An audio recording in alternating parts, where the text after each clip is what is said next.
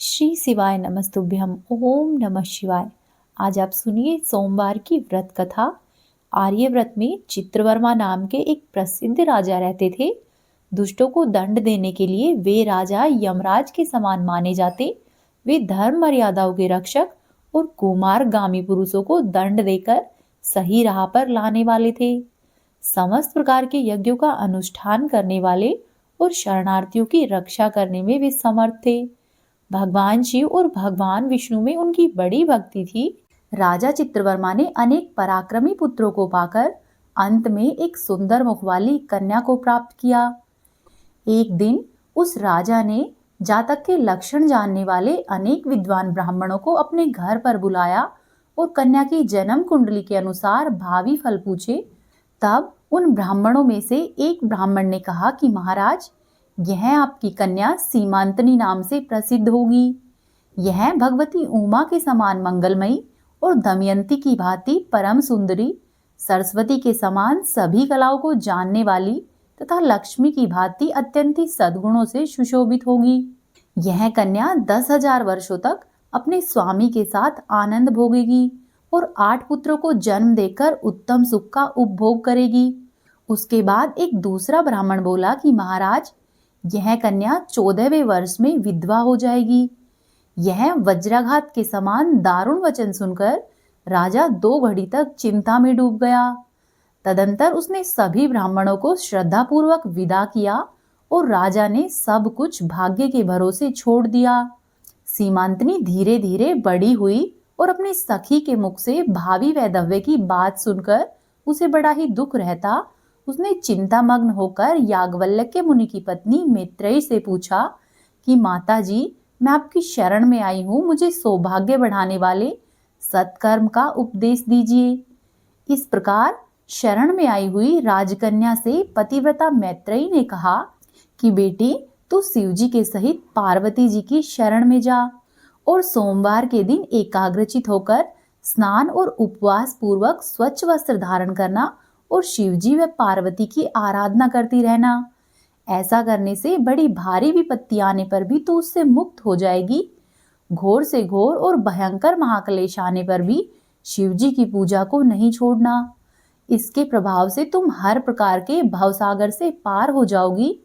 इस प्रकार सीमांतनी को आश्वासन देकर पतिव्रता मैत्रेयी अपने आश्रम पर चली गई।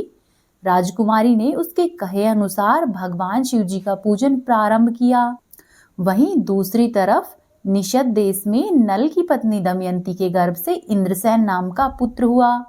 राजा इंद्रसेन के पुत्र चंद्राग्ध हुए। सभी राजाओं में श्रेष्ठ चित्रवर्मा ने राजकुमार चंद्राग्ध को बुलवाकर गुरुजनों की आज्ञा से उन्हीं के साथ अपनी पुत्री सीमांतनी का विवाह किया। उस विवाह में बड़ा भारी उत्सव हुआ। विवाह के पश्चात चंद्राग्ध कुछ समय तक अपने ससुराल में ही रहा। एक दिन राजकुमार ने यमुना नदी में भ्रमण का विचार बनाया। वह यमुना नदी पर जाने के लिए कुछ मित्रों के साथ नाव पर सवार हो गया। भाग्यवश वह नाव यमुना के भंवर में मल्लाहों के सहित डूब गई। यमुना के तट पर बड़ा ही हाहाकार मच गया। इस दुर्घटना को देखने वाले समस्त सैनिकों के विलाप से सारा ही आकाश गूंज उठा। डूबने वालों में से कुछ तो जल के अंदर डूबकर मर गए और कुछ ग्राहियों के पेट में चले गए तथा राजकुमार आदि कुछ लोग उस महाजल के अंदर अदृश्य हो गए। यह समाचार सुनकर राजा चित्रवर्मा बड़े ही व्याकुल हुए और यमुना के किनारे पर आकर वे मूर्छित होकर गिर पड़े। सीमांतनी ने भी जब यह समाचार सुना तो वह भी बेहोश होकर धरती पर गिर पड़ी। राजा इंद्रसेन ने अपने पुत्र के डूबने का समाचार पाकर रानियों के सहित बहुत दुखी हुए और सुध बुध खोकर बैठ गए। तदंतर बड़ों बूढ़ों के समझाने पर राजा चित्रवर्मा धीरे धीरे अपनी नगरी में आए और उन्होंने अपनी पुत्री को धीरज बंधाया। राजा चित्रवर्मा ने जल में डूबे हुए अपने दामाद का औद्धर्वदेही कृत्य किया और बंधु बांधवों से भी संपन्न कराया। पतिव्रता सीमांतनी ने चिता में बैठकर पतिलोक में साथ जाने का विचार किया, किंतु उसके पिता ने स्नेहवश उसे रोक दिया। तब वह विधवा जीवन बिताने लगी। मुनि पत्नी मैत्रेयी ने जिस शुभ सोमवार व्रत का उपदेश दिया था उसे सदाचार पारायण सीमांतनी ने विधवा होने पर भी नहीं छोड़ा। इस प्रकार 14वें वर्ष की आयु में ही उसे अत्यंत ही दारुण दुख प्राप्त हुआ। फिर भी वह भगवान शिव के चरणारविंदों का चिंतन करती रही। शिव जी की आराधना करते करते उसे 3 वर्ष और व्यतीत हो गए। उधर पुत्र शोक से दुखी राजा इंद्रसेन को बलपूर्वक दबाकर उसके भाइयों ने ही सारा राजपाट छीन लिया और राजा इंद्रसेन को उनकी पत्नी के सहित पकड़कर कारागार में डाल दिया। यहाँ पर राजा इंद्रसेन के पुत्र चंद्राग्न यमुना नदी के जल में डूबने पर नीचे गहराई में उतरने लगे। बहुत नीचे जाने पर उन्होंने नागवधुओं को जल क्रीड़ा में मग्न देखा। राजकुमार को देखकर वे भी आश्चर्यचकित हुई और उन्हें अपने साथ लेकर पाताल लोक में चली गई। वहां पर चंद्राग्न ने तक्षक नाग के अद्भुत और रमणीय नगर में प्रवेश किया और इंद्रभवन के समान मनोहर एक सुंदर महल को देखा जो कि बड़े बड़े रत्नों की प्रकाशमान किरणों से उद्दीप्त हो रहा था। परम बुद्धिमान राजकुमार ने प्रणाम किया और हाथ जोड़कर खड़े हो गए। नागराज भी राजकुमार को देखकर उन नागिनों से पूछने लगे कि यह कौन है और कहां से आया है। उन्होंने उत्तर दिया कि हमने इसे यमुना के जल में देखा और इसके कुल, नाम तथा परिचय नहीं होने के कारण हम सभी इसे आपके पास लेकर आए हैं। तब तक्षक ने उस राजकुमार से पूछा कि तुम किसके पुत्र हो, कौन हो और तुम्हारा देश कौन सा है और यहाँ पर तुम किस प्रकार से आए हो। तब राजपुत्र ने उदारता पूर्वक सारा वृतांत कह सुनाया। इस प्रकार अत्यंत ही मनोहर और उदारता पूर्वक वचन सुनकर तक्षक ने कहा कि राजकुमार, तुम भय नहीं करो और धीरज रखो। बताओ कि तुम सभी देवताओं में से किसकी पूजा करते हो। ऐसा सुनकर राजकुमार ने कहा कि जो संपूर्ण देवों के देव महादेव कहे जाते हैं, उन्हीं विश्वात्मा उमापति भगवान शिव जी की मैं पूजा करता हूँ, जो विधाता के भी विधाता है और तेजों में सर्वोत्कृष्ट है। मैं उन्हीं का भक्त हूँ। राजकुमार की ये बातें सुनकर तक्षक का चित्त प्रसन्न हो गया।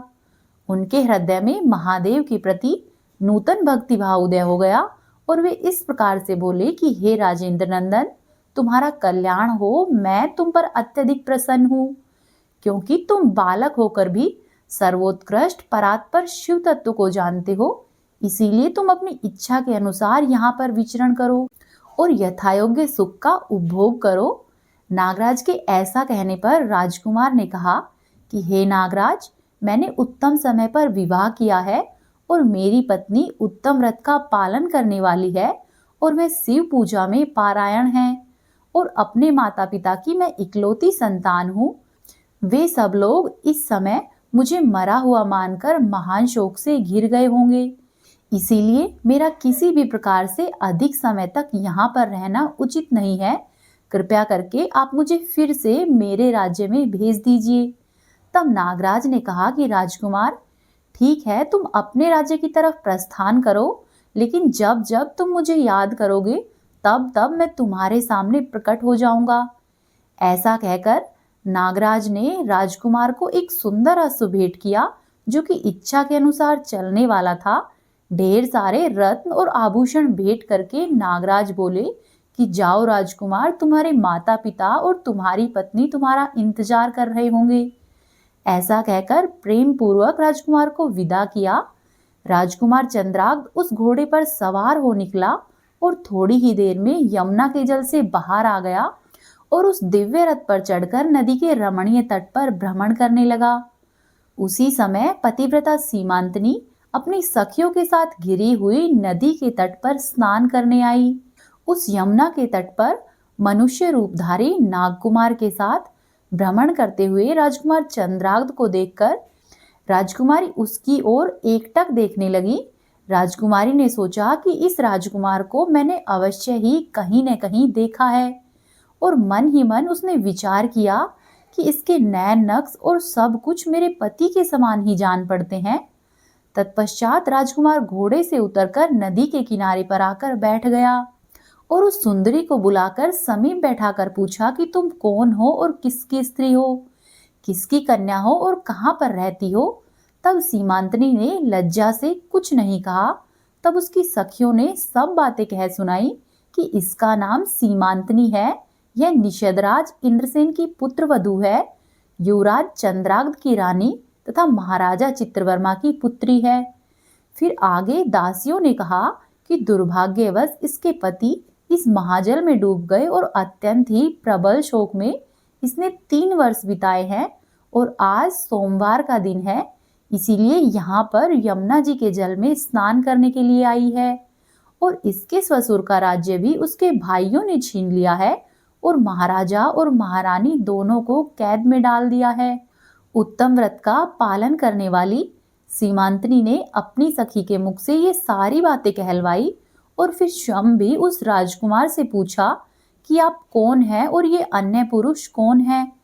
महाभाव, मुझे ऐसा जान पड़ता है कि मैंने पहले आपको कहीं पर देखा है।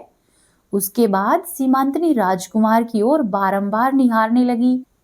उसने पहले देखे हुए अंग चिन्हों, स्वर आदि लक्षणों, अवस्था के प्रमाण तथा रंग और रूप आदि की परीक्षा करने का निश्चय किया और सोचा कि ये अवश्य ही मेरे पति है, क्योंकि मेरा हृदय प्रेम में अधीर होकर इन्हीं में अनुरक्त हो रहा है। फिर सीमांतनी सोचने लगी कि क्या मुझ अभागिन को अपने पति के दर्शन प्राप्त हो सकते हैं? यह स्वप्न है या फिर भ्रम है?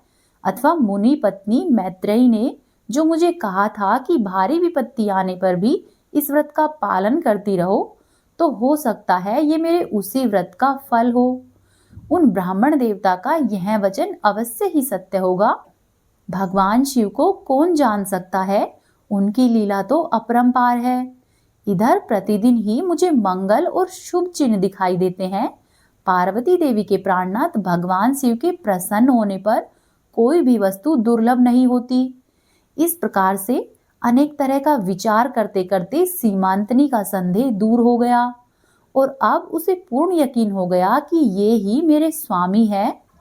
तब राजकुमार चंद्राग्ध ने निश्चय किया कि मैं पहले अपने माता और पिता को कैद से मुक्त कराऊंगा, उसके पश्चात अपनी पत्नी से बातें करूंगा। ऐसा सोचकर राजकुमार चंद्राग्ध उन नागकुमारों के साथ अपने राज्य में गए और वहां पर जाकर अपने पिता को कैद से मुक्त कराया। साथ ही नागकुमारों ने सारी बातें राजा इंद्रसेन को कह सुनाई। नागकुमारों से सूचना पाकर राजा इंद्रसेन हर्ष से विहल हो गए और उन्होंने मन ही मन माना कि अवश्य ही ये मेरी पुत्रवधू का सौभाग्य है और भगवान महेश्वर की उन पर कृपा है कि उसने भगवान महेश्वर की आराधना की और अपने अनुपम सौभाग्य का अर्जन किया। निषदराज ने यह मंगलमयी वार्ता दूतों के द्वारा महाराज चित्रवर्मा को भी कहलवा दी। यह अमृत के समान वाणी सुनकर महाराज चित्रवर्मा भी आनंद से व्याकुल हो गए और जो संदेश लेकर आए थे उन्हें ढेर सारे उपहार दिए। फिर उन्होंने अपनी पुत्री को बुलवाया और उनसे वैधव्य के चिन्हों का परित्याग करवाया और उसे अनेक प्रकार के आभूषणों से विभूषित किया। तत्पश्चात बड़ा भारी उत्सव हुआ। सब लोगों ने राजकुमारी सीमांतनी के सदाचार की बड़ी प्रशंसा की। फिर राजा चित्रवर्मा ने इंद्रसेन के पुत्र चंद्राग्ध को बुलाकर अपनी पुत्री सीमांतनी को उनके साथ विदा किया। चंद्राग्ध ने तक्षक के घर से लाए हुए जो रत्न और आभूषण थे, जो कि मानव मात्र के लिए अत्यंत ही दुर्लभ थे, उन्हें अपनी पत्नी को दिया। इस प्रकार से शुभ मुहूर्त में अपनी पत्नी को साथ में लेकर ससुर की आज्ञा से चंद्राग्ध पुनः अपनी नगरी की ओर चले गए। वहां पहुंचने पर महाराजा इंद्रसेन ने भी अपने पुत्र को राज सिंहासन पर बिठा दिया और स्वयं तपस्या करने के लिए भगवान शिव की आराधना करके योगी पुरुषों को जो उत्तम गति प्राप्त होती है उसको पाया। राजा चंद्राग्ध ने अपनी धर्म पत्नी सीमांतनी के साथ 10,000 वर्षों तक अनेक प्रकार के विषयों का उपभोग किया। उन्होंने 8 पुत्रों और 1 कन्या को जन्म दिया। वहीं सीमांतनी भी प्रतिदिन ही भगवान महेश्वर की पूजा करती हुई अपने स्वामी के साथ सुखपूर्वक रहने लगी। इस प्रकार से उसने सोमवार व्रत के प्रभाव से अपना खोया हुआ सौभाग्य फिर से पाया। जो भी स्त्री श्रद्धा पूर्वक भगवान शिव और माता पार्वती की पूजा आराधना करती है, भगवान शिव और माता पार्वती उसके सुख सौभाग्य और दाम्पत्य जीवन में खुशहाली लाते हैं। अविवाहितों को सुंदर और मनभावन वर मिलते हैं। साथ ही जिनका विवाह हो चुका है उनके सौभाग्य में वृद्धि होती है। अब आप सुनिए अगली कथा। एक बार की बात है, एक साहूकार था जो कि भगवान शिव जी का अनन्य भक्त था। उसके पास धन धान्य की कोई कमी नहीं थी, लेकिन उसकी कोई संतान नहीं थी और वह इसी कामना को लेकर रोजाना ही भगवान शिव जी के मंदिर जाता और वहां पर जाकर दीपक जलाता। उसके इस भक्ति भाव को देखकर माता पार्वती ने एक दिन भगवान शिव जी से कहा कि प्रभु, यह साहूकार आपका अनन्य भक्त है, इसको किसी बात का कष्ट है तो आपको इसके कष्ट को दूर करना चाहिए। तब शिव जी बोले कि हे पार्वती, इस साहूकार के पास पुत्र नहीं है, इसी वजह से यह दुखी रहता है। तब माता पार्वती कहती है कि हे ईश्वर, कृपा करके इसे पुत्र का वरदान दे दीजिए। तब भोलेनाथ ने कहा कि हे पार्वती, साहूकार के भाग्य में पुत्र का योग नहीं है। ऐसे में अगर मैं इसे पुत्र प्राप्ति का वरदान दे भी दूं तो भी केवल 12 वर्ष तक ही इसका बालक जीवित रहेगा। यह सुनने के बाद भी माता पार्वती ने कहा कि हे प्रभु, आपको इस साहूकार को पुत्र प्राप्ति का वरदान देना ही होगा, अन्यथा भक्त आपकी सेवा और पूजा क्यों करेंगे। माता के बार बार आग्रह करने पर भोलेनाथ ने साहूकार को पुत्र प्राप्ति का वरदान दे दिया, लेकिन यह भी कहा कि पार्वती, इसका पुत्र केवल 12 वर्ष तक ही जीवित रहेगा। साहूकार ये सारी बातें सुन रहा था, इसीलिए उसे न तो खुशी हुई और न ही दुख हुआ। वह पहले की ही तरह भोलेनाथ की पूजा अर्चना करता रहा। धीरे धीरे इसी तरह से दिन बीतने लगे। सेठानी गर्भवती हुई और 9वें महीने में उसने एक सुंदर बालक को जन्म दिया। परिवार में खूब हर्षोल्लास मनाया, लेकिन वह साहूकार पहले की ही तरह रहा। उसने बालक की 12 वर्ष की आयु का जिक्र किसी से भी नहीं किया। जब बालक की आयु 11 वर्ष की हो गई तो एक दिन सेठानी ने सेठ से बालक के विवाह के लिए कहा, तो साहूकार ने कह दिया कि मैं अभी बालक का विवाह नहीं करूंगा, अभी मैं इसे पढ़ने के लिए काशी भेजूंगा। इसके कहने के बाद उसने अपने साले को बुलाया, यानी कि लड़के के मामा को बुलाया और कहा कि इसे काशी में पढ़ने के लिए ले जाओ और रास्ते में जिस भी स्थान पर रुको वहां पर यज्ञ करते जाना और ब्राह्मणों को भोजन कराते हुए आगे बढ़ना। उन्होंने भी इसी तरह से किया। जब वे जा रहे थे तो रास्ते में एक राजकुमारी का विवाह था।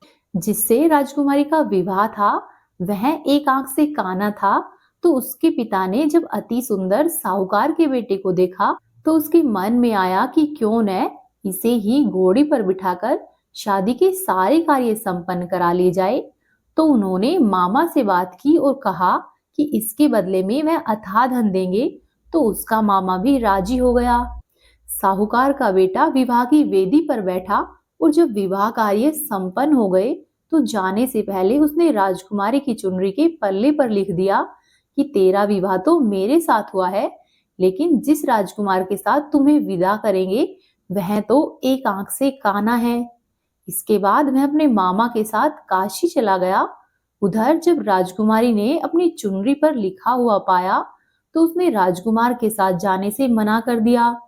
तो राजा ने भी अपनी पुत्री को उस बारात के साथ विदा नहीं किया। उधर मामा और भांजे काशी जी पहुंच गए।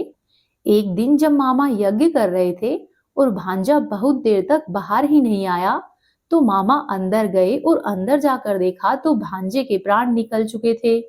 वह बहुत परेशान हुआ, लेकिन सोचा कि अभी से रोना पीटना मचाया तो सभी ब्राह्मण चले जाएंगे और यज्ञ का कार्य अधूरा रह जाएगा। जब यज्ञ संपन्न हुआ तो मामा ने रोना पीटना शुरू किया। उसी समय शिवजी और पार्वती जी उधर से जा रहे थे। तो माता पार्वती ने शिवजी से पूछा कि हे प्रभु, ये कौन रो रहा है। तभी उन्हें पता चला कि यह तो भोलेनाथ के आशीर्वाद से जन्मा हुआ उसी साहूकार का पुत्र है। तब माता पार्वती कहती है कि हे स्वामी, इसे जीवित कर दे, अन्यथा रोते रोते इसके माता पिता के प्राण निकल जाएंगे। तब भोलेनाथ ने कहा कि हे पार्वती, इसकी आयु इतनी ही थी और वह इसे भोग चुका है। लेकिन माता पार्वती ने बार बार आग्रह किया और तब भोलेनाथ ने उस लड़के को जीवित कर दिया। वह लड़का ओम नमः शिवाय करते हुए जी उठा और मामा भांजे दोनों ने ईश्वर को धन्यवाद दिया और फिर अपनी नगरी की ओर वापस लौटने लगे। जब वे वापस लौट रहे थे तो रास्ते में वही नगर पड़ा और वहां पर जाने पर राजकुमारी ने उन दोनों को पहचान लिया। तब राजा ने राजकुमारी को साहूकार के बेटे के साथ बहुत से धन धान्य और इत्यादि देकर विदा किया। उधर साहूकार और उसकी पत्नी छत पर बैठे हुए थे और उन्होंने यह प्रण किया हुआ था कि यदि उनका पुत्र सकुशल नहीं लौटा तो वे दोनों छत से कूदकर अपने प्राण त्याग देंगे। तभी लड़के के मामा ने आकर साहूकार के बेटे और बहू के आने का समाचार सुनाया, लेकिन वे दोनों नहीं माने। तो मामा ने शपथ पूर्वक कहा, तब उन दोनों को विश्वास हुआ और फिर दोनों छत से नीचे आए और अपने बेटे बहू के स्वागत की तैयारी की। उसी रात को साहूकार के सपने में भगवान शिव ने दर्शन दिया और कहा कि हे साहूकार, तुम्हारी पूजा और भक्ति से मैं अत्यधिक प्रसन्न हूँ। इसी कारण तुम्हारा पुत्र अब 100 वर्षों तक जिएगा। इसी प्रकार जो भी व्यक्ति इस कथा को पढ़ेगा या फिर सुनेगा, उसके समस्त प्रकार के दुख दूर हो जाएंगे। साथ ही वह मनोवांछित वस्तुओं को भी पाएगा। जो वस्तु उसके भाग्य में है वो भी, और जो वस्तु उसके भाग्य में नहीं है उसका भी वह आशीर्वाद पाएगा। अब आप सुनिए सोमवार व्रत की अगली कथा। एक बार की बात है, माता पार्वती और शिवजी मृत्युलोक में भ्रमण कर रहे थे, यानी कि पृथ्वी लोक पर घूम रहे थे। यात्रा करते हुए वे दोनों विदर्भ देश के अमरावती शहर में आ गए। उस शहर में एक सुंदर शिव मंदिर था, इसीलिए महादेव वहां पर माता पार्वती के साथ निवास करने लगे। एक दिन पार्वती जी ने शिवजी को चौसर खेलने के लिए कहा। शिवजी भी राजी होकर चौसर खेलने लगे। उस समय मंदिर में दैनिक आरती करने के लिए पुजारी आया। तब माता पार्वती ने उस पुजारी से पूछा कि पुजारी, हम दोनों में से चौसर में कौन जीतेगा? वह पुजारी था और भगवान का भक्त था, इसीलिए उसने तुरंत ही कहा कि महादेव जी जीतेंगे। फिर जब चौसर का खेल समाप्त हुआ तो माता पार्वती की जीत हुई और भगवान शिव जी हार गए। तब पार्वती जी ने क्रोधित होते हुए उस पुजारी को श्राप देना चाहा, तो शिव जी ने उन्हें रोक दिया और कहा कि हे पार्वती, ये तो भाग्य का खेल है, उसकी कोई गलती नहीं है। फिर भी माता पार्वती ने उस पंडित को कोढ़ी होने का श्राप दिया और उसे कोढ़ी बना दिया। काफी वर्षों तक वह पंडित कोढ़ से पीड़ित रहा। उस मंदिर में एक अप्सरा एक दिन शिवजी की पूजा करने आई, तो उसने पुजारी को कोढ़ित देखा। जब अप्सरा ने पुजारी से कोढ़ का कारण पूछा तो उस पुजारी ने सारी बात कह सुनाई।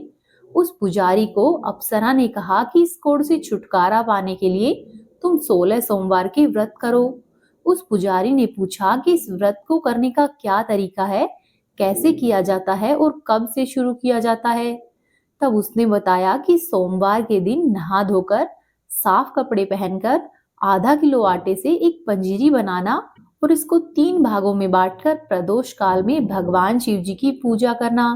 फिर 1/3 पंजीरी को आरती में आने वाले लोगों को प्रसाद के रूप में देना। इस तरह से 16 सोमवार तक यही विधि अपनाना। 17वें सोमवार को चौथाई गेहूं के आटे से चूरमा बनाकर शिव जी को अर्पित करके लोगों में प्रसाद के रूप में बांट देना। इससे तुम्हारा कोढ़ दूर हो जाएगा। इस तरह से 16 सोमवार का व्रत करने से वह व्यक्ति ठीक हो गया और उसके कोढ़ भी दूर हुए। साथ ही अब वह प्रसन्न रहने लगा। फिर एक दिन शिव जी और पार्वती जी उसी मंदिर में वापस आए और उन्होंने उस पुजारी को पूरी तरह से स्वस्थ पाया। तब माता पार्वती ने उस पुजारी से पूछा कि पुजारी, तुम पूरी तरह से इतने स्वस्थ कैसे हुए? तब पुजारी ने उन्हें बताया कि किस तरह से 16 सोमवार का व्रत रखने से मैं ठीक हुआ। इस व्रत को सुनकर पार्वती जी प्रसन्न हुई और उन्होंने भी अपने पुत्र की घर वापसी के लिए इस व्रत को रखा।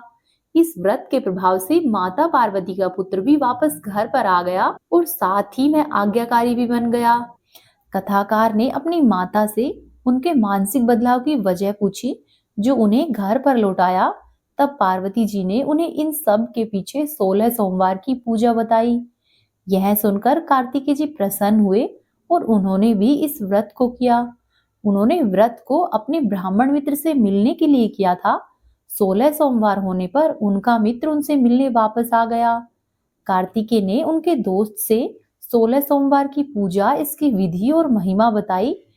यह सब सुनकर उस ब्राह्मण दोस्त ने भी विवाह के लिए 16 सोमवार की पूजा करने का विचार किया। राजा एक दिन अपनी पुत्री का विवाह करने की तैयारी कर रहा था।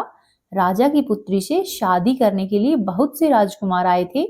राजा ने शर्त लगाई कि जिस भी व्यक्ति के गले में यह अपनी माला डाल देगी, उसकी पुत्री का विवाह उसी से होगा। वह ब्राह्मण भी वही था जो कि कार्तिकेय जी के कहने से सोमवार के व्रत कर रहा था, और भाग्यवश उस हथनी ने उस ब्राह्मण के गले में ही वरमाला डाल दी। शर्त के अनुसार राजा ने उस ब्राह्मण से अपनी पुत्री का विवाह कर दिया। एक दिन राजकुमारी ने ब्राह्मण से पूछा कि हे नाथ, हथनी ने दूसरे सभी राजकुमारों को छोड़कर आपके गले में वरमाला डाली है, तो उसका अवश्य ही कोई पुण्य होगा। आपने ऐसे कौन से कार्य किए हैं कि हथनी ने आपको चुना? तब उस ब्राह्मण ने कहा कि प्रिय, मैंने अपने दोस्त कार्तिकेय से 16 सोमवार के व्रत की विधि सुनी थी और मैंने वही किए थे। इसीलिए ही मैंने लक्ष्मी की तरह तुम्हारे जैसी दुल्हन को पाया है। यह सुनकर राजकुमारी बहुत प्रभावित हुई और 16 सोमवार को पुत्र पाने की इच्छा से करने लगी। अब उसने एक सुंदर पुत्र को जन्म दिया। जब पुत्र बड़ा हुआ तो उसने माँ से पूछा कि माँ, आपने क्या किया था कि मेरे जैसा पुत्र मिला है? तो उसकी माँ ने उसे 16 सोमवार की महिमा बताई। यह सब सुनकर उसने भी राजपाट के लिए व्रत रखे। राजा अपनी पुत्री को विवाह करने के लिए वर खोज रहा था, तो लोगों ने उसे सही वर बताया। राजा को जानकारी मिलते ही उसने अपनी पुत्री का विवाह उस बालक से कर दिया। राजा का कोई पुत्र नहीं था, इसीलिए वह कुछ सालों के बाद राजा बन गया। राजपाट मिलने पर भी वह सोमवार के व्रत रखता रहा। उसकी पत्नी भी सोमवार के व्रत किया करती। उसने 16 सोमवार तो पूरी श्रद्धा से किए, लेकिन जब 17वां सोमवार आया तो उसने शिव मंदिर में पूजा करने की बजाय अपने दासी को भेज दिया और कहा कि तू पूजा संपन्न कर। ब्राह्मण पुत्र की पूजा समाप्त होने पर आकाशवाणी हुई कि तुम अपनी पत्नी को अपने महल से बाहर रखो, वरना तुम्हारा विनाश हो जाएगा। ब्राह्मण पुत्र ये सब सुनकर बहुत हैरान रहा। महल में वापस लौटने पर उसने अपने दरबारियों को भी बताया। दरबारियों ने कहा कि जिसकी वजह से उसे राजपाट प्राप्त हुआ है, उसी को महल से बाहर नहीं निकालना चाहिए। लेकिन ब्राह्मण पुत्र ने उस राजकुमारी को महल से बाहर निकाल दिया। राजकुमारी भूखी और प्यासी होकर एक अनजान शहर में पहुंची। वहां पर एक बूढ़ी महिला धागा बेचने के लिए बाजार जा रही थी। उसने राजकुमारी को देखा और उसे व्यापार में मदद करने को कहा। राजकुमारी ने भी एक टोकरी सिर पर रख ली और कुछ दूर चलने पर एक तूफान आया और उस टोकरी को उड़ाकर ले गया। अब बुढ़िया रोने लगी और राजकुमारी को मूर्ख समझकर चले जाने के लिए कहा। फिर वह राजकुमारी एक तेली के घर गई। वहां पर उसके तेल के सभी घड़े फूट गए और तेल बह गया। उस तेली ने भी उस राजकुमारी को दुर्भागिनी समझा और वहां से निकाल दिया। इसके बाद वह राजकुमारी एक सुंदर तालाब के पास पहुंची और जैसे ही वह पानी पीने लगी, उस पानी में कीड़े चलने लगे, जिससे कि पूरा तालाब गंदा हो गया। और अपने दुर्भाग्य को कोसते हुए उसने गंदा पानी पी लिया और पेड़ के नीचे सो गई। जिस पेड़ के नीचे वह सोई थी, उस पेड़ की सारी पत्तियां झड़ गई और अब वह किसी भी पेड़ के पास जाती तो उसकी सारी पत्तियां गिर जाती। यह देखकर कुछ लोगों ने उसी मंदिर के पुजारी को ये सारी बातें बताई। तब पुजारी ने उस राजकुमारी के पास जाकर कहा कि बेटी, तुम मेरे परिवार में रहो, मैं तुम्हें अपनी बेटी की तरह रखूंगा। तुम्हें मेरे आश्रम में कोई तकलीफ नहीं होगी। इस तरह से वह राजकुमारी पंडित जी के आश्रम में रहने लगी। अब वह खाना बनाती या फिर पानी लाती तो उसमें कीड़े पड़ जाते। यह देखकर पुजारी आश्चर्यचकित हो गया और उससे बोला कि बेटी, तुमने अवश्य ही कोई गलती की है जिससे कि तुम पर ऐसा कोप है। तब उस राजकुमारी ने वही बात सुनाई जो कि शिव पूजा में नहीं की जाती है। उस पुजारी ने शिव जी की पूजा की और कहा कि 16 सोमवार को व्रत रखने से उसे राहत मिलेगी। उस राजकुमारी ने पंडित के कहे अनुसार 16 सोमवार के व्रत रखे और जैसे ही 16वां सोमवार आया तो उस ब्राह्मण के पुत्र ने सोचा कि मेरी पत्नी कहाँ पर होगी, मुझे उसकी खोज करनी चाहिए। ऐसा विचार करके उसने अपने पुत्र को अपनी पत्नी को खोजने के लिए कह दिया। पुजारी के घर आकर जब उन्हें राजकुमारी मिली तो वे पुजारी से राजकुमारी को ले जाने के लिए कहने लगे। लेकिन पुजारी ने कहा कि राजा यहाँ पर खुद आएगा और फिर इन्हें लेकर जाएगा। तब राजकुमारी का पति वहां पर स्वयं आया और राजकुमारी को अपने महल में वापस लेकर गया। इस प्रकार से 16 सोमवार के व्रत करने वाले व्यक्ति की सभी मनोकामनाएं पूर्ण होती है और उसे मनचाहा फल प्राप्त होता है। पुत्र चाहने वाले को पुत्र मिलता है, धन चाहने वाले को धन मिलता है, सौभाग्य चाहने वाले को सौभाग्य मिलता है। जिसकी जो भी मनोकामना हो वह व्रत को रखने से पूरी होती है।